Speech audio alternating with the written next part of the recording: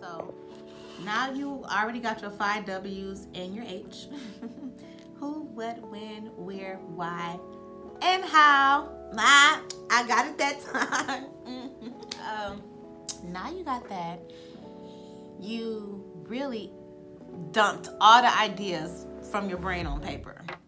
So you kind of already know what services you're going to offer, the price range of everything that you're going to do, what kind of people you need to make this dream happen, like who's your staff going to be. You got all that to decide. We're not going to start hiring yet because there are some back end stuff that you need to do to be professional, so when you do bring on that new hire, all of your ducks are in a row. Well, you need a name. That's the next thing. Let's get your name together, because without a name, you can't go anywhere. You want to make sure, for one, nobody else has that name. So you're going to do a search on the web for that. You also want to search Instagram, because you do need an Instagram. Social media is taking over. Like, before I pick a name, I make sure that it's not already taken on social media. I can get a domain name for it. Your domain name is what your website name is, the www dot.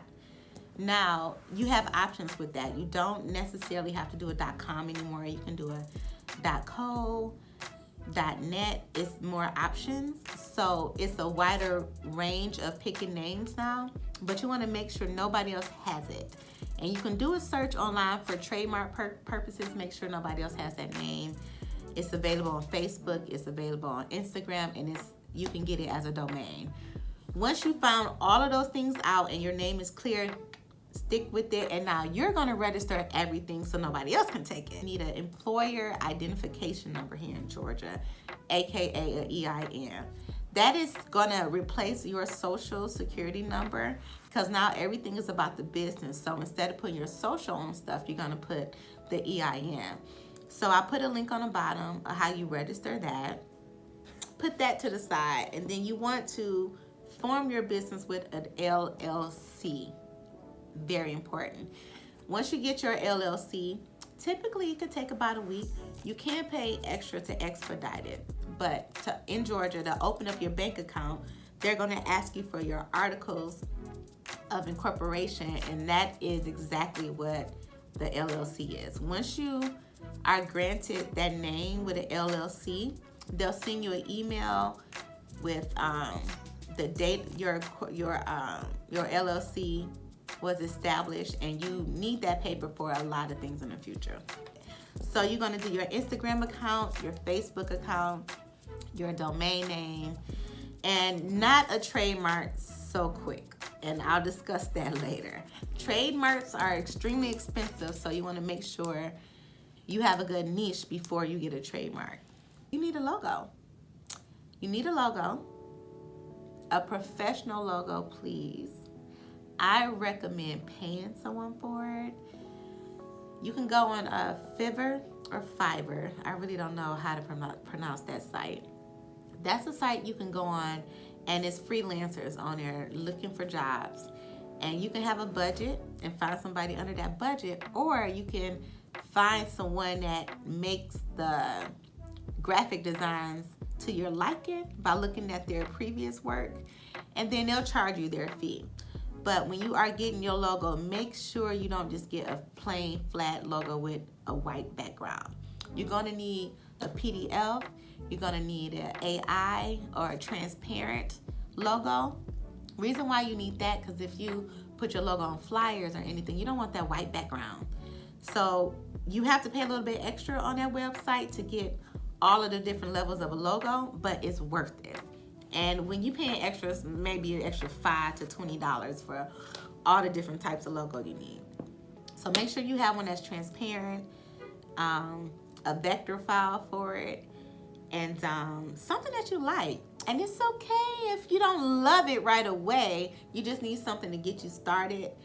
Because once you start building your brand, you may develop it differently, because I went through that. Like the logo we have now, I changed it from when we first opened.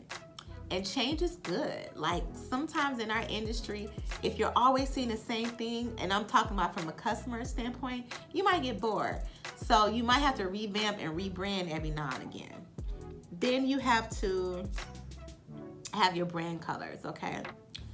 Ooh, now since I got this down, you need your brand colors first. And let me tell you why. Because when you go on the site to find someone to make your logo, that's one of the questions that they're gonna ask you. Like, what font do you love? What colors is your business gonna be?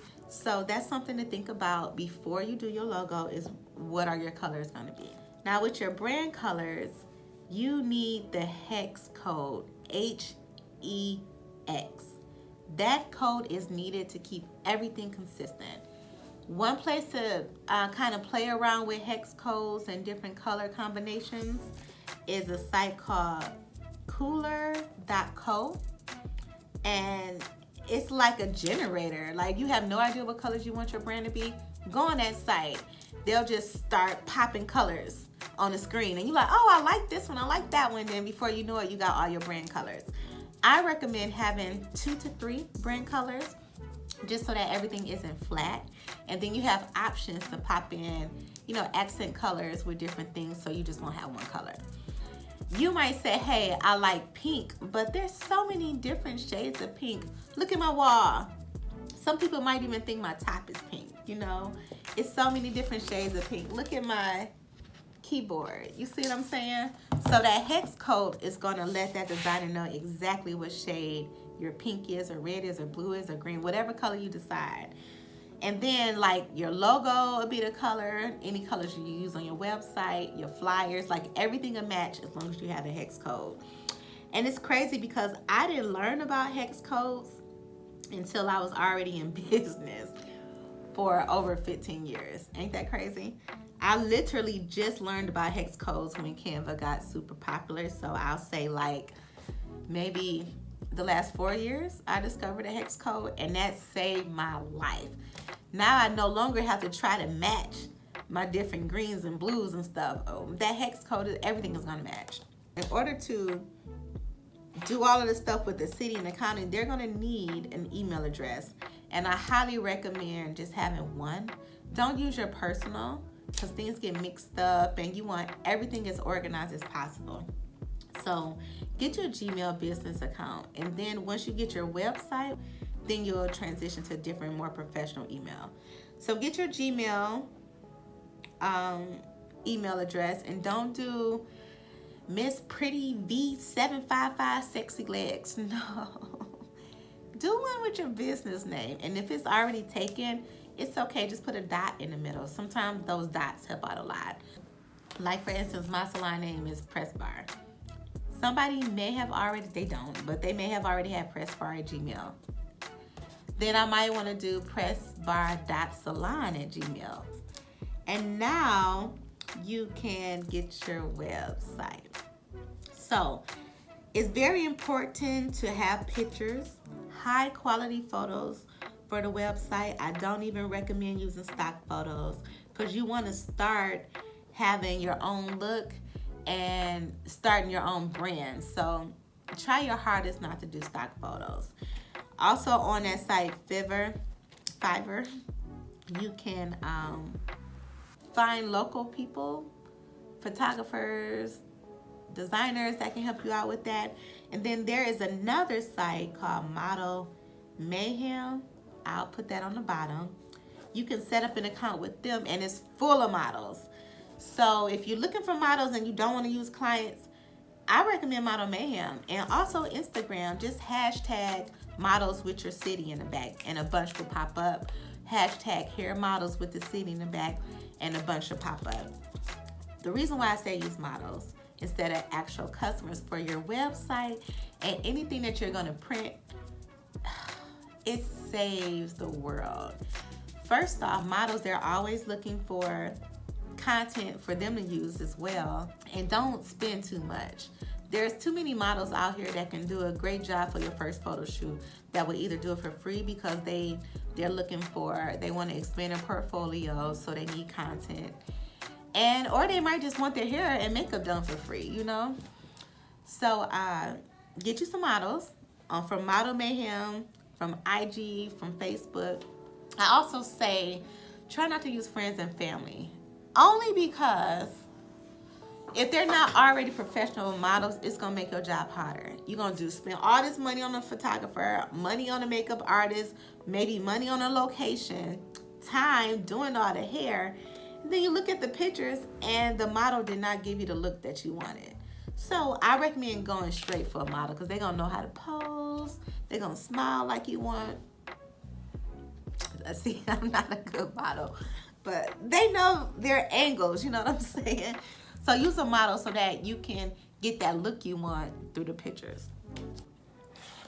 You also want to get your sales and use tax certificate. You need this if you are going to sell anything in your salon. If you're not going to sell nothing, it's not that important right now, but I always recommend it because hell, you never know. What if a year down the line you want to start selling stuff? So I always recommend getting a sales and use tax certificate. This is going to make you exempt for paying sales tax. So when you are buying shampoos, conditioners, different things in your salon to retail, you should be paying tax. The customer is going to pay it, not you. And in order to be exempt from tax, you need the sales and use tax certificate. I'll put a link on the bottom for that. And if you're going to have employees, you need an account with your Department of Labor. Now, this doesn't go for those that have salon suites or do booth rent at all, because anyone working in your establishment and their booth rent or doing a salon suite, they're not your employees. But let's say you have an establishment where you have front desk and you're paying them a check, you're taking out taxes and stuff, you have to have an account with the Department of Labor. So you just check on that with your state, and I'll put a link on the bottom. It's 2 different professional licenses you need. First off, if you are a hairstylist, you need your professional license, you know, the one that you got from school when you did all your hours, in order to be able to style hair. You got that license. And then you also need a license for the salon name. That's another license that comes from the Board of Cosmetology. Excuse me. That license, as well as your professional license, come from the Board of Cosmetology. And then you need a license from the city or county in order to do business in that location. My businesses are in Gwinnett County. One is in Lawrenceville, Georgia. The county is Gwinnett. So I have my hairstylist cosmetology license. I have my salon name license, which is Press Bar. And then I have a license from Gwinnett County to open up and do business in Lawrenceville, Georgia. Once you find your location, because remember, you thought about all of this already. You're like, hey, I want to be downtown in the city. So you're going to find a building, pay your deposits, get your keys, and from that, now you're going to fill out your salon license with the Board of Cosmetology. Then you're going to go to the county and get your license through the county. So you got your website going, you got your email address, your logo, your brand colors, your IG and your Facebook. Now go ahead and set everything up. Gonna set your IG up because you got pictures now. You know what location, what area you're gonna be in. You got your email address going on. You can start your Facebook now. And there you go. Now you can start hiring because you already have the platforms, the social media presence. You already did your first photo shoot. You have a presence online, which is so important because you're going to use that for your hiring now. You're going to be posting stuff on there.